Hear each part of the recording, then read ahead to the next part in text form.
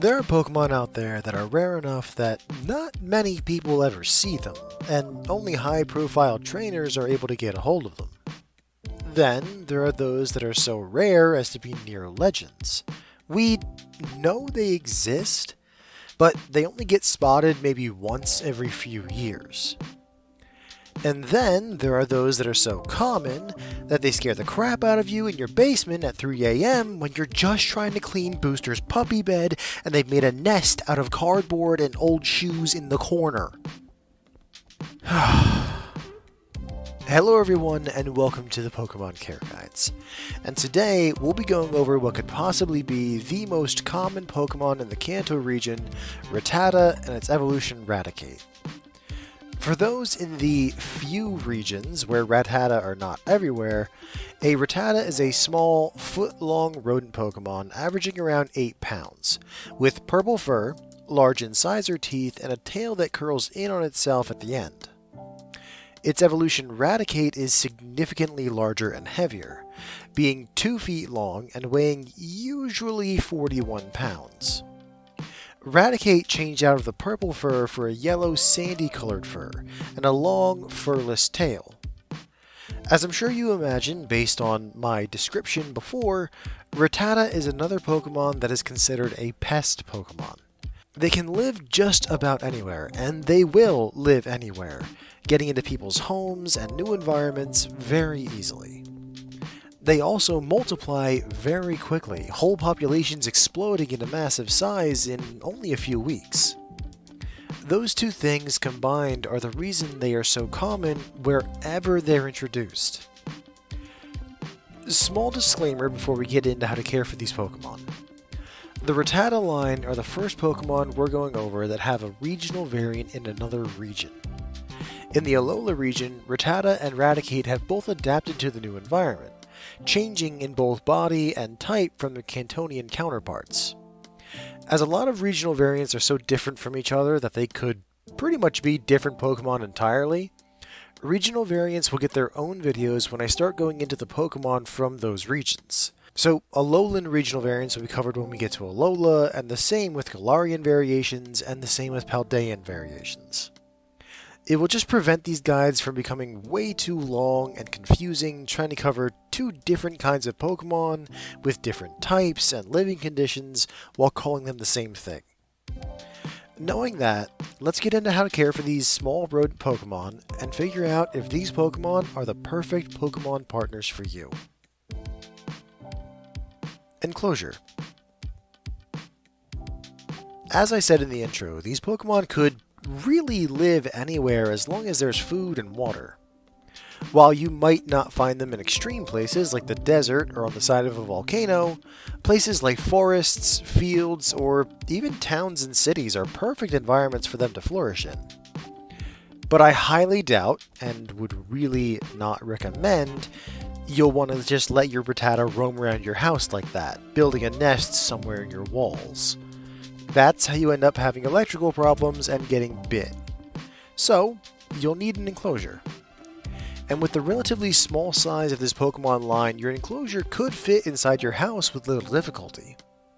Kind of like the Pidgey or Caterpie line, you could put the enclosure in a corner of your room and have it not take up too much room.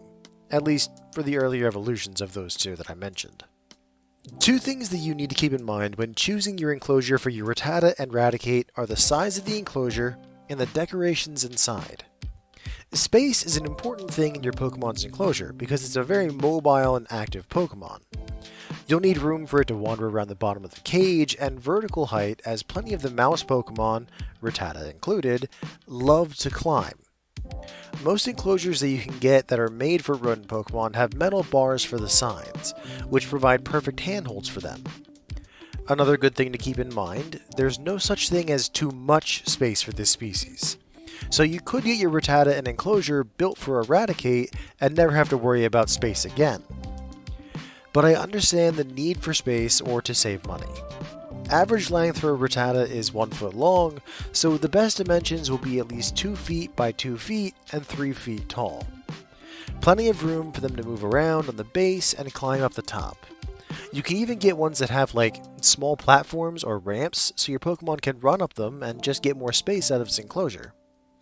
Or, if you want instead, you could get an enclosure without the built-in platforms and then get cloth platforms, almost like hammocks, that you could attach to the sides and then hang down. These would function the same as the built-in platforms, allowing your Pokemon to utilize the vertical space of their enclosure more.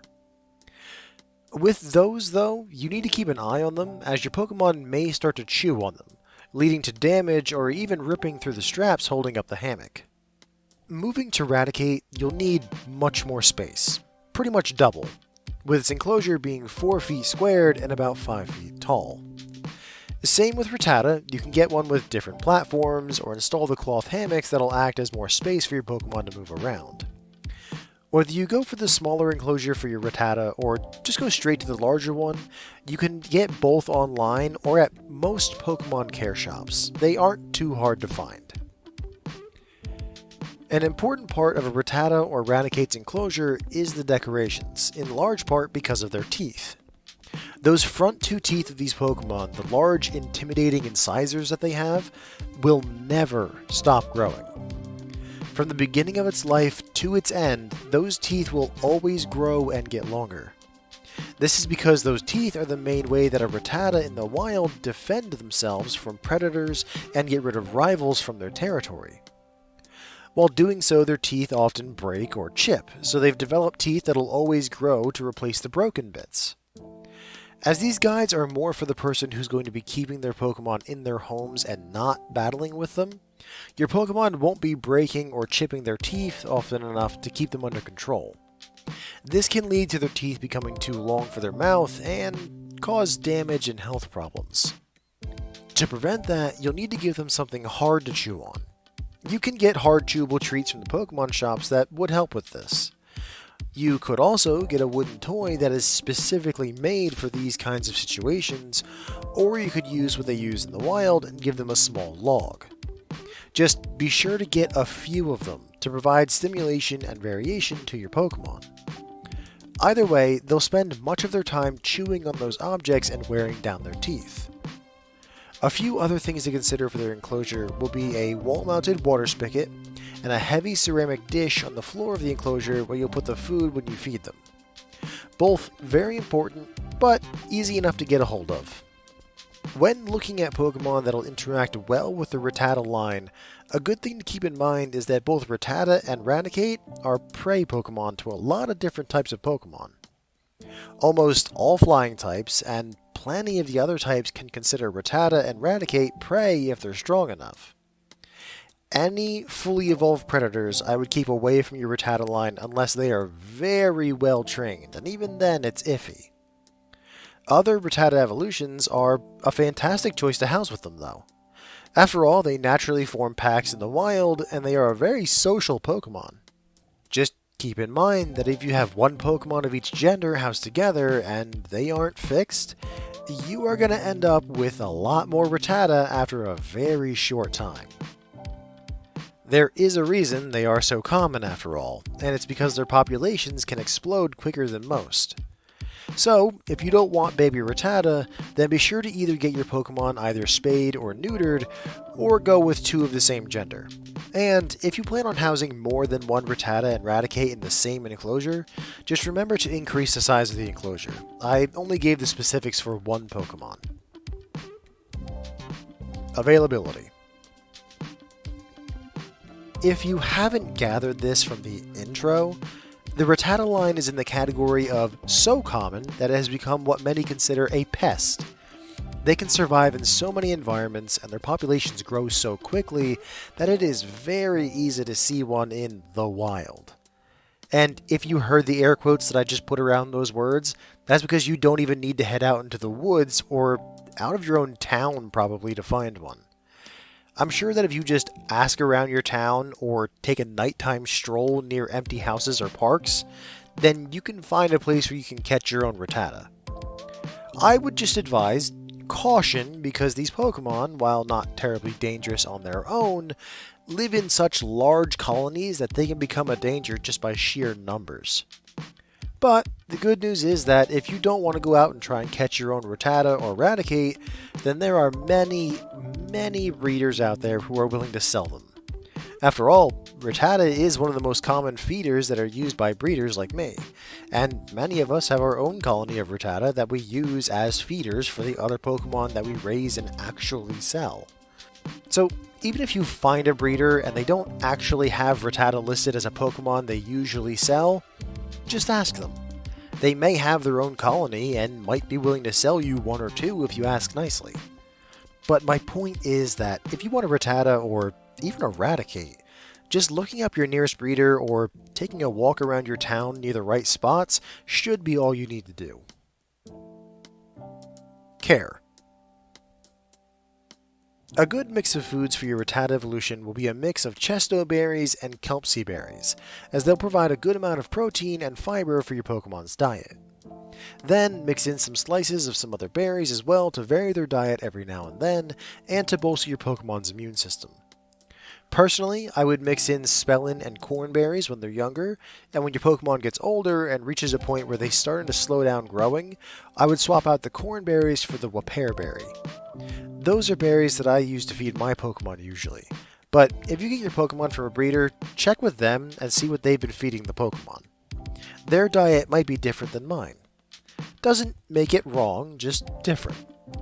As for the amount to feed them, the few people in the breeding community that I've talked to that raise their own Ratata colonies said that they don't really have an exact measurement that they give their Pokemon, but the general rule that they told me was roughly a handful of sliced berries per Ratata. For when it evolves into a Raticate, you'll up that to 2 handfuls of the same berries, all sliced. All of these feedings will be done once a day.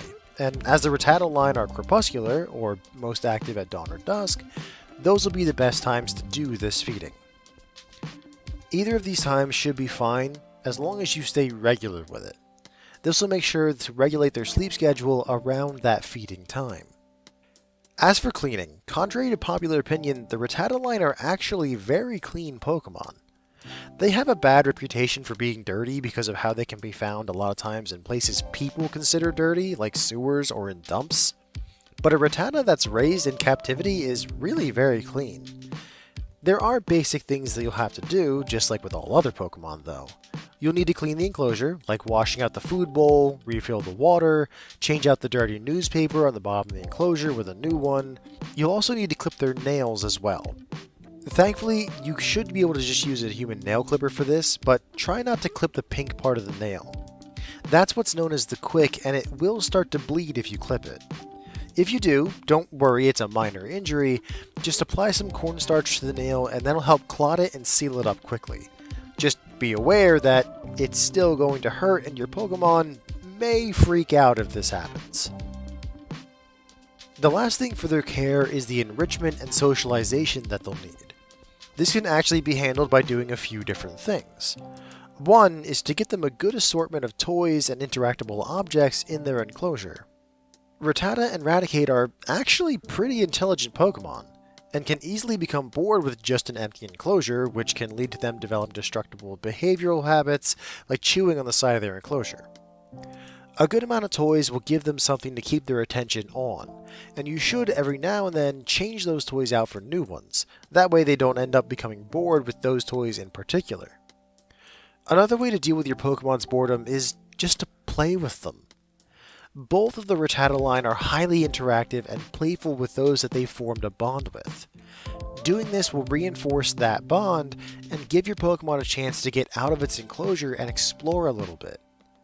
For those that are worried about getting bit, as long as the Pokemon is used to you and you don't scare it, then you shouldn't have anything to worry about. Just remember that when you pick them up, make sure you don't try to pick them up from the top. It makes them feel like they're under attack from a predator. Instead, do a sort of scooping motion so you kind of pick them up from the belly. It should avoid scaring them, and therefore avoid you getting bit by those ever-lengthening teeth. Cost. Thanks to the widespread availability of these Pokemon, you should not be paying more than in the very low category for them. In fact, they're so relevant in the breeding industry that it might just be cheaper to get one through a breeder than to buy a Pokeball and go out and catch one. It would certainly be less work. So if someone's trying to sell you a Ratata or a Raticate for anything that is beyond the very low category, then I'm sorry to say that they're overcharging you. Unless it's a shiny. Then it'll definitely cost more, but that's a completely different situation. Depending on what size you decide to get, their enclosure could cost you between the low and the high category, depending on the brand that you decide to buy and what decorations and toys you get for your Pokemon. If you get the Raticate enclosure from the start and decide to buy a lot of high-end and big brand decorations, then that could take you into the high category. But at minimum, on a budget, you could end up only spending in the upper low category for a Rattata-sized enclosure. Food is also something that won't cost you much. Due to the fact that you're only giving them a handful of food a day and the fact they eat berries instead of meat, you could mitigate those costs in a few ways. Either you could grow your own, which, depending on where you live and what the climate and weather is like, could cover some or all of your costs. Or you could order the frozen fruit from online, in bulk if you can, and that should only bring your expenses up to the bottom of the moderate category at most. Taking all of these expenses together, Ratata and Raticate might just be the cheapest Pokemon that we've covered so far. Conclusion. Taken as a whole, the Ratata line of Pokemon are great Pokemon to have. They're small compared to a lot of other Pokemon out there, they can be kept in the house, and they don't take a lot of food or effort to take care of. If you're a parent looking for a first Pokemon for your young kid, someone living in an apartment working with limited space, or even someone who wants an easy Pokemon to care for, I would highly recommend getting a Ratata. Though I don't raise them myself, plenty of breeders praise these Pokemon for how easy they are to care for. After all, there's a reason that a lot of beginning trainers in the Kanto region and other regions use Ratata and eventually Raticate. Out of all the Pokemon that we've covered so far in this series, Ratata may just be the most accessible Pokemon by far, and possibly keep that title for a while. Thank you all for listening, and please join us again next time when we go over the other common Kanto bird Pokemon, Spearow and its evolution Fearow. Have a wonderful night, everyone.